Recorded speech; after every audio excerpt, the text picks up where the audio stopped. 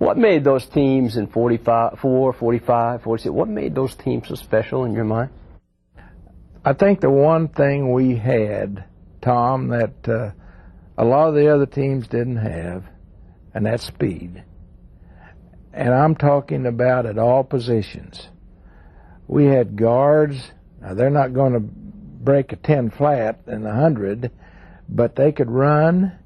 Our tackles, they weren't very large by that, probably 215 pounds, but they could run. Our ends, Neil Armstrong, he was a high hurdler in track.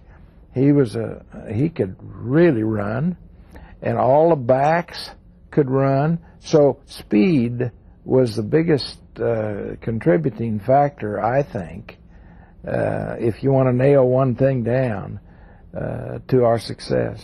You have been associated with the school, and rightly so, for a long, long time. Can you remember your first time on campus as a youngster out of high school? Yes. Certainly you had the nerves and the butterflies like everybody else, I guess. Well, the thing I remember is the day I came over the first time from Woodward, Oklahoma with my father to decide if Oklahoma A&M at that time was the school that we wanted to go to, or that he wanted to send me to.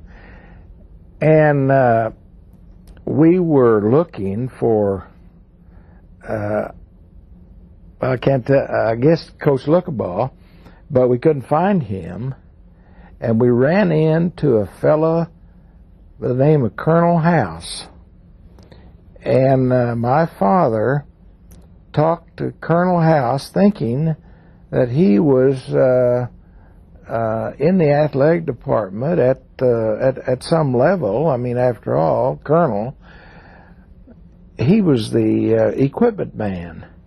And my dad had a long talk with him until he found out that he was the equipment man, and then we looked for somebody with a little more authority, and we finally ended up talking to Mr. Iba.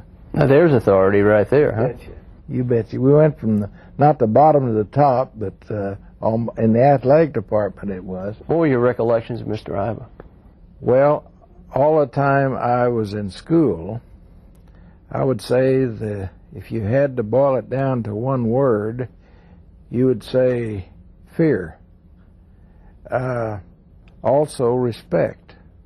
Henry Iba had the view that he didn't care if you liked him while you were in school. He'd like for you to like him when you left school. But the thing that he wanted more than anything else was respect. Tell us what you recall about the Sugar Bowl and also the Cotton Bowl prior to that. Well, I think the Cotton Bowl probably, and the fact that we went to the Cotton Bowl and beat TCU 34-0, opened eyes all over the country about what kind of a football team they had at Oklahoma A&M. So we had early reports that we were even considered for the Rose Bowl. But we got kids hurt and things just didn't fall in place.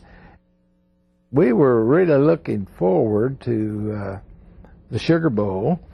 We beat St. Mary's because we were bigger and faster, stronger, and we just wore them down. Why don't you bring our fans up to date on what Bob Fenimore has been doing of late? What are you doing now? It seems that I'm either sleeping or on my computer. What happened to the golf game? You did mention golf. Well, you know, I hurt my back about a year ago, and I've had treatment on it, and I think I'm able now to go back and play.